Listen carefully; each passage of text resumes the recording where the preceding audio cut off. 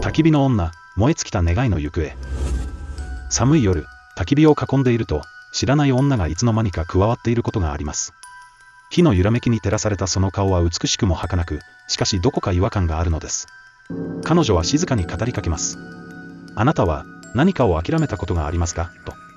その声を聞いた者は、封じ込めた後悔や未練を思い出し、心を奪われてしまうのです。そして気がつくと、焚き火の中で燃え尽きたかのように、彼女の姿は消えていると言います。この世には、叶えられなかった思いや、消えない後悔が渦巻いています。けれど、過去にとらわれすぎると、焚き火の女のように、今を生きることを見失ってしまうのかもしれません。あなたは、焚き火の炎に何を見ますか